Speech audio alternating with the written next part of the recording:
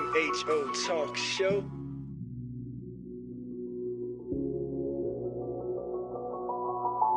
We just delighted because, like I'm an old head and like one of my young bucks that I've gotten the pleasure to meet and to know is none other than Cyril Greer. And he is the president of the UVA Black Economic Empowerment Society. Okay. And they have a summit coming up that's going to be big for not only the UVA community, but one thing I love about what he and his team are doing is that it's stuff that engages the community, gets sort of the life experiences from everybody, not just the students, but community members as well. So glad to have y'all with us. And Cyril, I'm going to let you also officially introduce your guest here because I'm not sure like what her role on Bees is. So, so go out. Go I got you. Yeah. So my lovely guest with me here today is Miss Lauren Josiah. She is the events coordinator she's the head of the events committee for Bees, and she's been invaluably helpful to me and the team and wouldn't be where we are today as an org without her. So nice. I'm lucky to have her here. Welcome, Lauren. I mean, like that was a big intro right there. I mean, like I hope you live up to that. Oh man, but so where do we start? So, Black Economic Empowerment Society, right? Is the entity that we're sort of mainly here. So let's start with the intro of that, and then we can get a little more background information on you all, on why it's so important, why, you as a student, as a young adult, see the need for this, right? Yeah. So for those who never heard of it, go ahead and break it down for us. I'd love to hear from both of you all about what Bees, how Bees started and what it's all about. Okay. Yeah. So Bees is an idea that had been floating in my mind after I ended first year of college, just because I was just scoping the landscape of the organizations that had currently existed at UVA. And there were a lot of organizations focused on social and cultural upliftment of the Black community, but there was really nothing focused on the economic empowerment of the Black community. And, we tend to be at the bottom in terms of wealth, entrepreneurship level. So I was like, what can I do to help out with that issue? And I feel like the economics has been hugely overlooked, and making sure we're engaging in group economics and learning about financial capability and how to increase our wealth and stuff like that that was just something that didn't exist in the community. So I was like, why not me? So I spent the whole second year, first semester kind of honing the idea, but I didn't really know what I was doing, if I'm being honest. And learning experience. Yeah, learning experience. Yeah. And then, the shooting happened that semester, and that kind of shut everything down. Okay. So didn't really get back into developing the ideas until like winter break of second year. And then over that break, I went on a trip with, it was sponsored by Truist, the Truist Leadership Academy. I went to Charlotte, North Carolina, and I actually met two of our current exec members there. Leah Winston, who's our vice president, one of our vice presidents, and Marquise Rice, who's our chief financial officer. Okay, shouts out to them. Yeah. And I had told Marquise I had all these plans for the semester with Bees and stuff after breaking the idea down to him, and he was like, you should have been had those things planned like a while ago. And I was, cause like, I'm talking about like logo and mission statement and all that. Like, oh, I'm trying to have something in 2 weeks. And Marquise is like, you're a little behind. Hey. And then so you need people that's gonna keep it real with you. No, for real. And he is one of those people. He will keep it real with you. So after talking to him, and he had already started multiple orgs and stuff, I was like inspired, and I was like, I would just put things in motion, started put more time in the next couple of weeks. And then we had our first interest meeting on January 24th, 2023. So that's kind of like our founding date, I guess. So we've been running for over a year now, but our initial activities, we had a couple of workshops. The first event we ever had was February 15th, 2023. It was a networking 101 workshop. We had Reggie Leonard from the School of Data Science come in, and talk about networking, because it's so important for the members of our community, especially because we tend to come in with smaller networks in general compared to the broader population. So to learn how to do it effectively is a huge economic boon to you if you learn how to use it effectively and use it for good for yourself. That's right. And Reggie's the wine man too. Yes, right? Reggie is the wine man. Yes. A lot of people know him from that. Yeah. Right. Yeah. So that was our first event. And then we had a Black Student Business Expo. And that's kind of become our calling card, like as an organization. That's the event that kind of separates us from other orgs. Like, it's just not something that's done often. So yeah, our first one, we had like 12 student vendors, like students who had started businesses participate. And that was a big event. And it kind of changed my perspective on what the org could look like. Cause I was thinking the event was just going to be like, oh, they have their posters and signs up and they do their advertising. But it literally turned into a marketplace. And I was like, oh, I did not even think about this as a possibility for the event. But so many people bought so much stuff, like bracelets from Fian. Yeah, Fian sold a lot. She always sells a lot at our events. So then we, after the momentum from that, we wanted to have another one because we're like, people made a lot of money. This is contributing to entrepreneurial or an economy of group economics because we're giving more exposure to these Black businesses. Absolutely. Expanding their customer base. Like it's just a great event that should be replicated. So we had another one in September that was even bigger and better. We had good amount of attendees, over 100 attendees at that. And then we had a Black business pop-up shop, which has been our biggest event to date, February 10th, 2024. And this one was different from the previous events because we brought in community vendors. So we had like 6 community vendors, 3 student-owned businesses, and our vendors in total ended up selling over $3,500 of inventory, making over 150 followers on social media. So it was a really great event. And now we got the summit coming up, but we're also getting community involvement with that. So sorry, that was a little long-winded, but I mean, that's the background though, right? A lot of stuff going on. Oh, I guess I missed with the vision of the. Did I mention it? With the mission and vision. Absolutely. Okay. But Lauren, I want you to chime in too on, so he kind of gave the foundation, but what made you want to get involved with this or anything you want to add? Yeah. So for me, I think it was a little unique because I'm actually a nursing major. So like, I was kind of like, I didn't really at first see my place, but I wanted to, I took a few econ classes at the start of my college experience. But I grew up like in a home where my mom always push the importance of like ownership and especially being a Black woman and all of that and having something to yourself. And so obviously I saw like within the community that there's not enough of us in that space. And so I was really just trying to see like where I could, fit in the org. And I think events and being able to bring people together, I am a strong believer that you can't do everything on your own. And so being able to bring different people together, seeing people succeed is where like I'm passionate. And so I think when it comes to bees and seeing how it's grown over the past year, being able to watch all of the connections that we've made in the community. And as it continues to grow, even with this weekend, bringing community members in and like watching students now be able to engage in community, events and building that network. I was super passionate about that. And I love continuing to do that. So.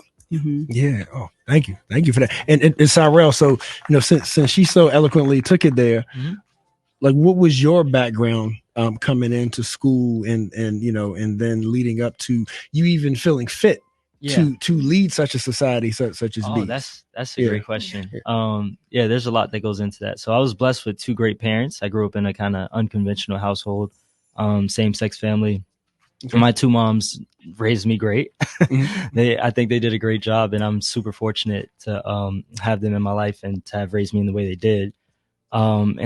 And their focus on education and making sure I was always getting done what I needed to get done. And then I guess kind of encouraging me to take on leadership roles outside of that. So like my stepmom played basketball in college for a couple years. And she kind of always encouraged me to be more of a leader on the basketball court and stuff like that. And my mom was just always making sure I had all my schoolwork done and stuff like that. So I was a pretty good student in high school, which lets me get accepted in the UVA and having some of the opportunities I had to come here.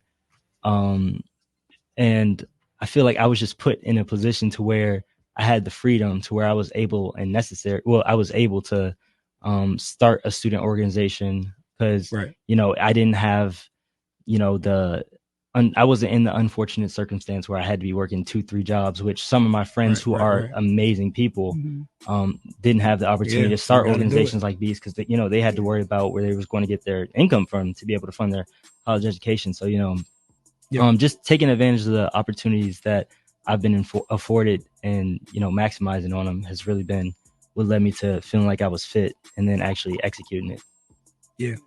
I think that's pretty. Thank you. It will be interesting to a lot of people who are listening to this this interview, only because at at a school like the University of Virginia, I think that's why I was taking. Most people think those needs are already being filled. Like, what's the need to then create a separate organization that's maybe intended to incubate or teach the same type of things that this major school should probably already be providing to its entire student body. So the fact that you saw the need for Black and brown people to be able to have something like that for themselves because there was the void. It says a lot. It says a lot. It does. It does. Yeah. And I'm sorry, you were going to add to that? No, I was just going to say I can even speak on that too because like I said, my first semester I took I took one econ class and I had a discussion and it was like a small group type of setting. And so in that small group, I think I was the only Black female in that class. And so being around a lot of people that don't look like me, I automatically didn't feel like I had that seat at the table. And so I think with the creation of Bees and being able to come together as Black people, it only makes us stronger and, the general society where there isn't a lot of people that look like us. And so understanding that like you're always welcome at the table. And if there's no seat, pull up a chair.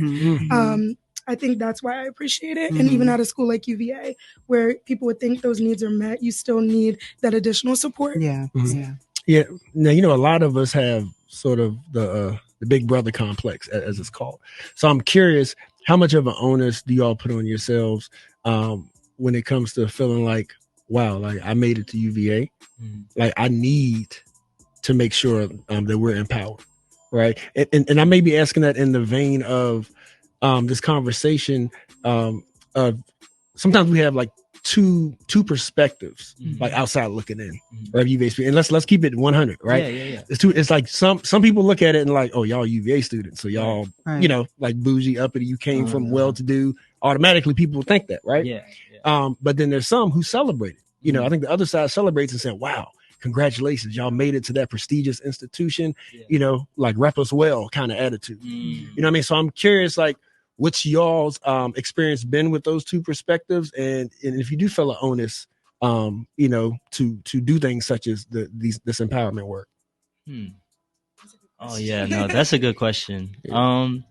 Like, haven't you been faced with either of those perspectives, where people kind of like, oh, you think you somebody because you got accepted UVA kind of thing? Or I actually haven't ran into that in the Charlottesville community, or anywhere for that matter, even if it's childhood friends. No, not really. I haven't really run into that. It's everybody's been celebratory, and awesome. speaking to my experience, particularly with the Charlottesville community, I didn't really expect to get embraced or anything like that, but I think it just demonstrates like all of you guys' character. Like Charles, you embraced me from the moment I first met you, and everybody else that started realizing that, I had like good intentions, and like when I was showing up consistently in the community, I just wanted to see like genuine areas where we could connect, either our organizations or just our interests or initiatives, to be able to contribute to something bigger. That's right.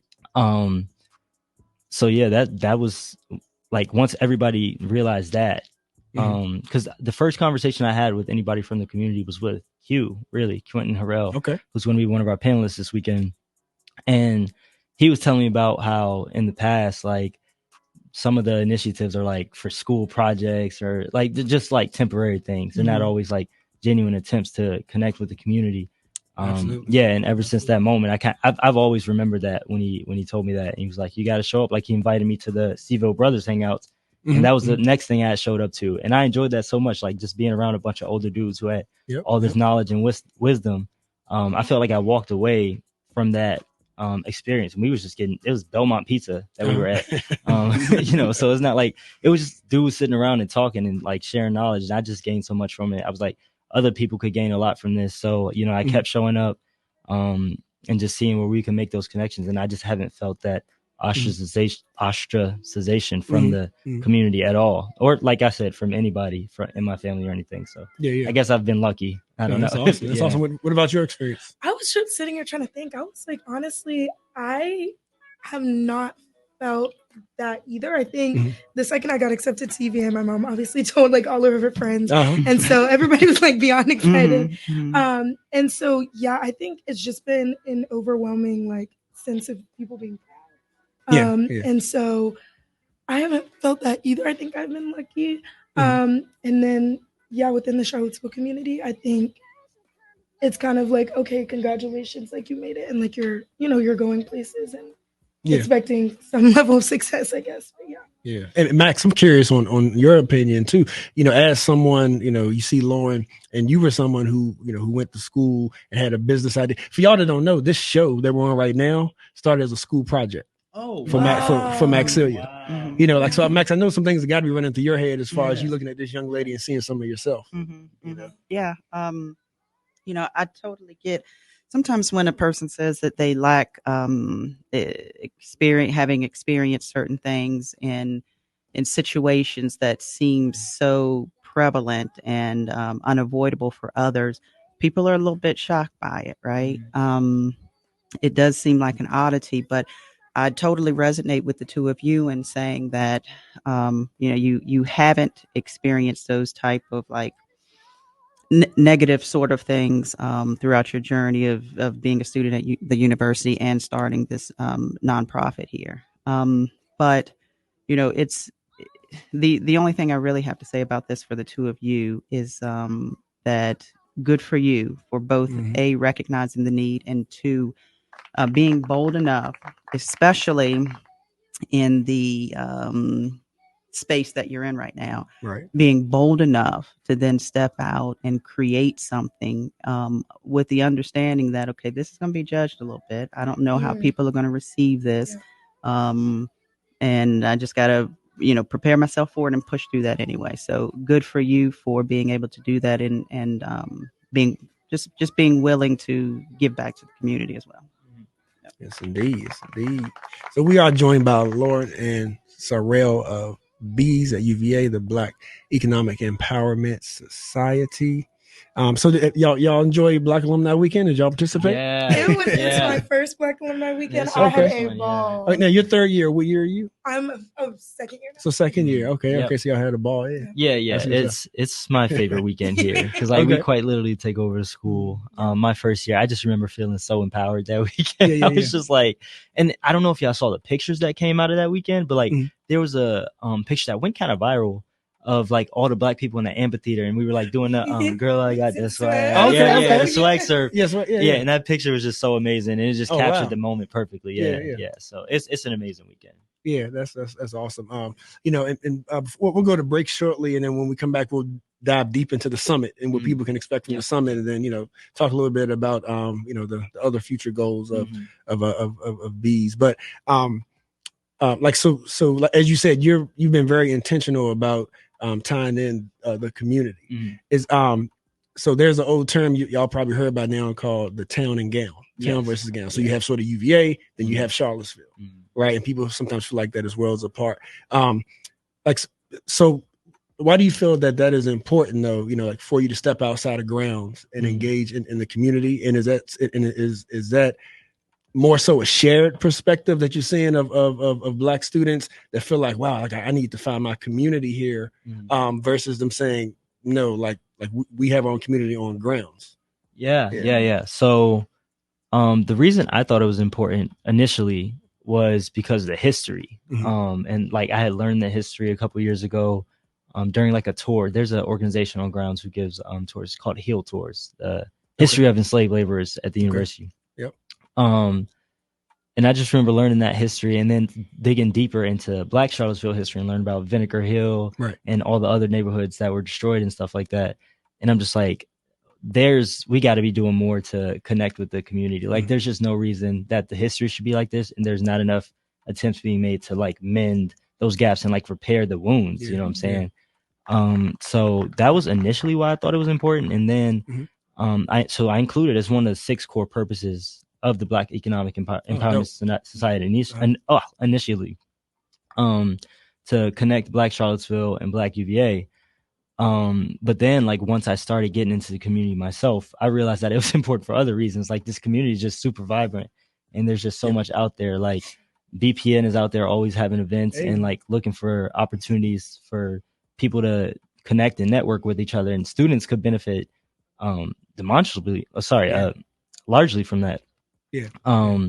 From attending a working Wednesdays and just, meeting somebody who could have some sort of opportunity at like a radio station or like in their business or something like that, or could connect you to somebody. Like that's just something we miss out on by not, engaging with the community, just being stuck in the bubble that is UVA. And the thing is, it's so easy to do that. Right. Because like UVA does have like everything you need right there. But like, I think we should just be going beyond that, and like getting out of our comfort zone and just meeting people who are genuinely great people and being involved in the community. That's a great community, and, learning for ourselves, but also, teaching what we have to give as well. So it's a equal exchange type of thing. So can I ask you a question? And this is just purely for curiosity's sake.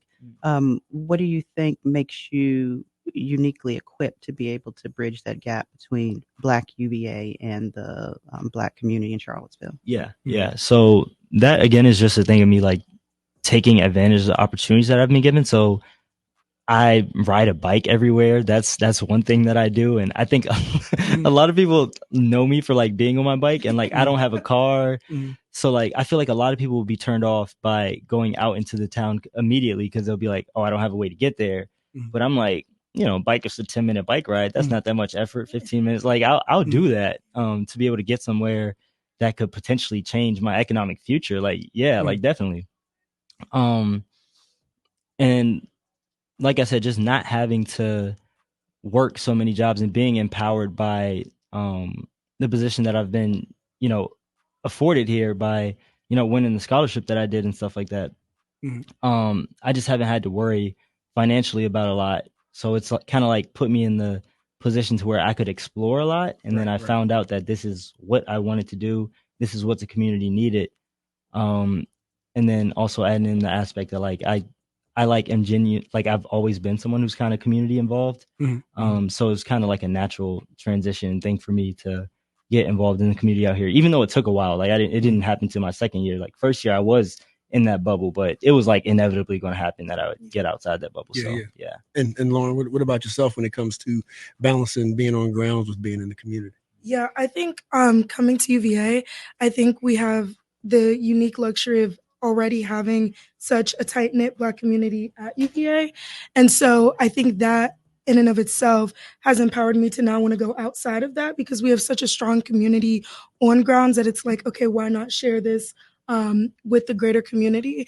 And I've always loved community engagement and just meeting so many people in the community. Charlottesville has so many great people, and especially Black entrepreneurs. And so being able to share the two and like bring them together, I think in the realm of entrepreneurship is so important because it's an area where you do have to support each other, and that's inevitable. So yeah. Thank y'all for that. Got more questions, but we're gonna take a break. And then we come back to the summit. And I think when y'all let folks know about the summit that's coming up, which again is also it also crosses the aisle of grounds and community, town and gown, if you will, the whole Charlottesville UVA community. It's a great offering. It's empowering, not only to learn stuff for yourself, but I think people would be inspired just to show up and to see it, the things that you all have planned. So we can come back and talk about that, and I'm sure that'll spawn further conversation. So yep. So Sir Charles, Miss Max, IMHO Talk Show. Take this quick break. So y'all don't go too far. Maybe tell a friend, but we are here in the building with none other than Lauren and Cyrell of UVA's Black Economic Empowerment Society. Stay tuned. Even though that's not what I'm, doing any of it for. I have gotten recognized. I won the NAACP Up and Coming Upperclassmen Award last year, as I was getting B started. So that was a great feeling. And then our org has been awarded more so than me being awarded as an individual, which is fine because I love the organization, and the organization is always going to be a part of me. Like that's my baby at the end of the day. So, I haven't felt that way for like any extended period of time or anything, but I feel like it naturally comes up just like being a human, just going through what humans go through mentally and stuff. So, yeah, that's real. And Lauren, what about yourself when it comes to all of that, sometimes having a thankless job, but it's your passion, and you see the need. Yeah, I think being part of the events committee and like being the events coordinator, it's like I see firsthand and do the stuff that goes into the events. And so a lot of times I'm like, oh my goodness, like I've had such a cool idea. Like everybody's going to love this. And so I think sometimes when the areas that I feel like I struggle a little bit sometimes is when, and recognizing that we're a new organization, is like when I feel like, you know, certain attendance or like responses to events should be like, you know, through the roof. It's like, okay, wait a minute, like we're just starting, and then figuring out ways to like almost help people receive it more, I think is more of what I focus on. But I feel like, kind of like Cyril said, the org has been awarded and recognized in so many ways. So never an extended period of time feeling like that, but it's definitely thoughts that come up. And just, I think though it continues, or it makes me want to continue to work harder and like share this passion with other people. Okay. Because this show is called In My Humble Opinion, and I'm gonna keep it 100 for y'all. I have a love-hate relationship with Black people. Oh, yeah. I'm gonna keep it real, Max. Now, you know, and of course, like I say that like with like, you know, in all sincerity, like, but of course, you know, like symbolically, of course, like not hate, you know what I'm saying? But it's but you know, but it's true though, because like especially when we like y'all said, y'all have done your research, when you look at our history and you know, Cyril, you threw out some data there earlier as well when it comes to our representation, like in the economic sphere and whatnot. And it's like sometimes when you see the history and you see the facts, and then when people don't respond to that in a manner that's going to improve our situation, it's kind of like, yo, like what are we doing as a people right now? Like are we happy with being subservient? Are we happy with being the help? I'm not. You know, And so like, I don't think that's why we were put here. Like, you know what I mean? Like, I don't think that's our origin. Yeah, I agree. I guess it just takes more people with that mindset. It takes more people to think like that, because a lot of people, once they've made it to their point of comfortability in life, they're like, why help the people that, you know, I guess, quote unquote, got left behind? And I feel like that's not something I've encountered much at UVA. Like there are a lot of people at UVA who are of service and of servanthood, but I'm sure there are a lot of people out there, and Black people, like you said, who, you know, once they get there, that's the way they think, and they don't see a reason to help the people who haven't been helped. But like you said, I think it's a mission. I think it's something that if you do make it to great places, you should feel inclined to help out the community and uplift the people around you. Absolutely. And Max, I kind of feel like it's one of those times where I wish Razor was here. I don't say that often. So Razor, you may want to mark down and stamp the date and time that I said wish you were here. No, because I bring it up because Razor and I have this conversation, and Razor is one of our co-hosts. But we have this conversation about, like, you know, how he has the mindset, unless it's changed, Max, like that everybody should or has what it takes to be a business owner. I kind of feel like that we all play our part. Like, so when I speak, like, you know, I'm talking about we as a collective, right? Because we all know, like, like there's a job for everybody. Like Chris Rock said, sometimes you got to play the tambourine. That's it. So you better play the hell out of that tambourine, though, even if you're not the lead singer, you know. So, you know, like, but we as a collective, and I think that's why this summit is just so important. But the B Summit. So tell us more about it. How did this come to be? And you got 2 days coming up here, Friday, Saturday, April 26th and 27th. You know, give us the lowdown. So the B Summit is going to be an event focused on giving students and community members vital financial education that is crucial to, you know, economic freedom. So we're going to have a couple of presentations on Friday, the first day, from B's members, one on generational wealth, a history, and like a path forward. I'm giving a presentation on building and maintaining your credit.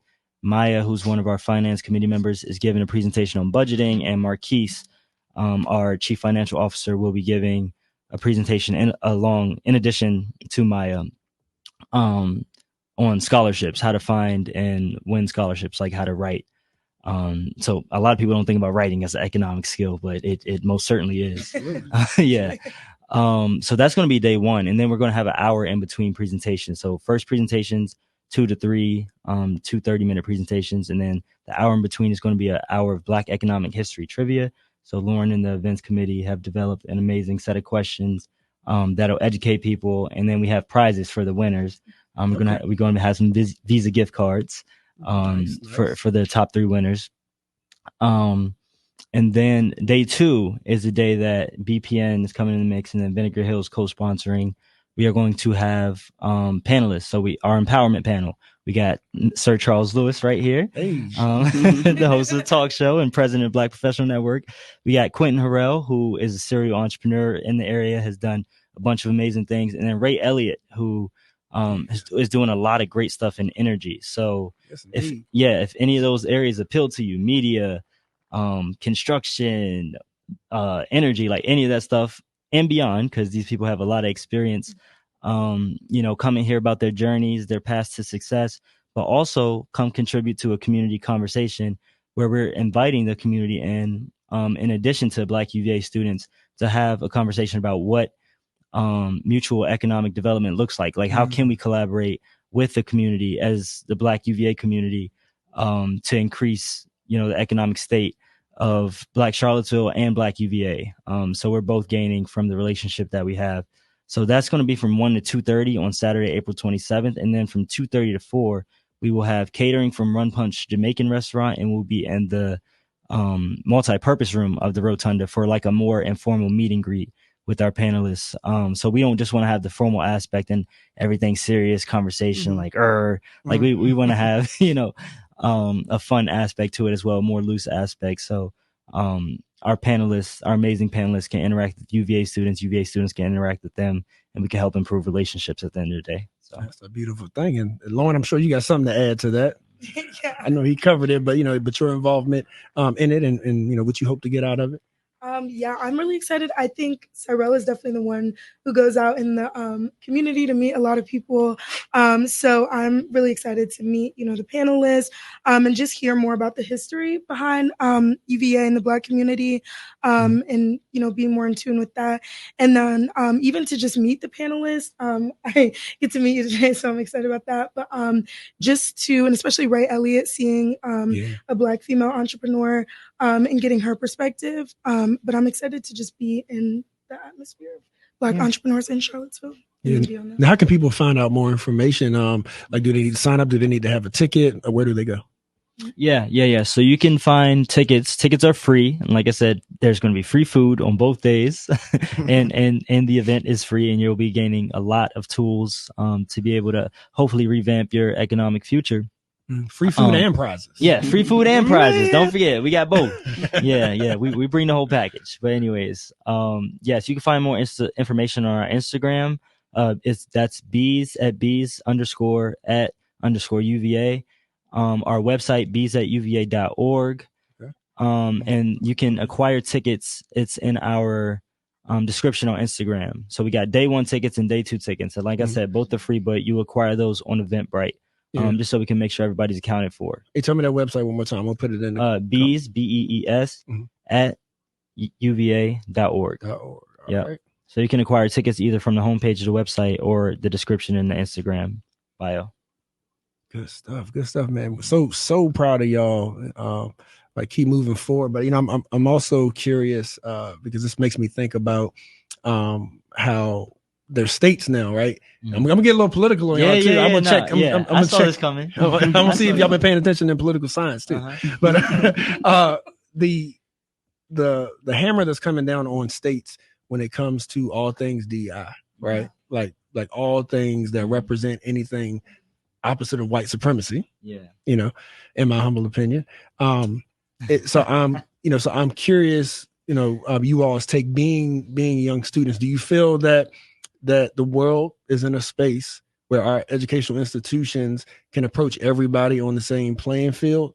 Like in regards of not needing what some people may even call special interests, whether that be like the way that you make sure that you have a fair enrollment process when it comes to the diversity, of your student population, right? Or even clubs like this. Do you feel like that you all could implement the same things if you were just in a general, eco group with every nationality, or let's say with your white counterparts? In other words, how much weight do you all put into DEI services? I think they're incredibly important. Okay. And I think all the the initiatives that have been aimed at hammering, DI initiatives down, they're like antithetical to anything that's going to produce like economic growth, cooperation between people. Like if we just had, everybody together, which beautiful idea. But like we're culturally different at the end of the day. And we all need our own institutions, but we just got to make sure those institutions are working together. Like we're not trying to knock down. There's like a Latino empowerment organization on grounds. Like we're not trying to knock anybody down. We're just doing our things to help our community at the end of the day. But we're like cognizant of the fact that, there are other communities at our school, not our target audience, but at the end of the day, like if you wanted to come and learn, like we're not going to bar you from coming to learn. Gotcha. So like we're inclusive with everything we do. We just have a focus that's in our mission statement, and it's unapologetic. Like we're going to focus on Black people at the end of the day. It's not to focus on people of color. It's not to focus on, the whole community. Like we're trying to improve the state of the Black community because we have a very unique story here. We're the only group of people that was brought here involuntarily. It's like we have very unique needs, and they need to be addressed within our community without, outsiders trying to influence what the ultimate end goal is. So that's big. And one nugget I'll add to that, and Lauren, I definitely want to hear your insight. It's like, don't victim blame. I tell people that all the time. It's like, if the structure, if institutions weren't already oppressive, we would need to sometimes have our safe space. Right. Like the whole point of this is in reaction to, to the situations that we are in. Exactly. So then don't turn around and victim blame saying like, why y'all got to do that? Like, why are you separating yourselves and stuff? Because y'all made us do it. You separated us first. Right. Exactly. But Lauren, I was just thinking of like the difference between equality and equity, and like you can't give everybody equal resources and expect them to succeed on the same level because everybody has different needs. And kind of like Cyril was saying, like the Black community at UVA has different needs than like the Latino community would have because we all have different histories.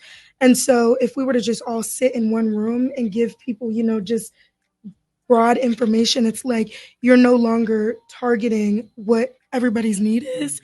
And so I think having organizations where we can really hone in on, like our different cultural experiences and what it is that we truly need as like young Black entrepreneurs or anything trying to learn about financial literacy. I think that's what's so special about being able to, separate and then come back together and be stronger in that aspect. Beautiful. And I assume that it's your plan for the organization to operate on campus long after you all have graduated, right? Yeah. So ideally it operates on grounds at UVA, but is also like a way bigger organization than that. So I want us to seek nonprofit status probably next year before I graduate. And hopefully we have chapters popping up at other schools and potentially have a national branch. Like that's long-term thinking, but that's ideally where the organization is headed. Not just remaining something that's relegated to UVA's grounds. Cause I feel like our mission like exceeds that and it's something that should be national. So succession plan. Love it. Love it. Yeah.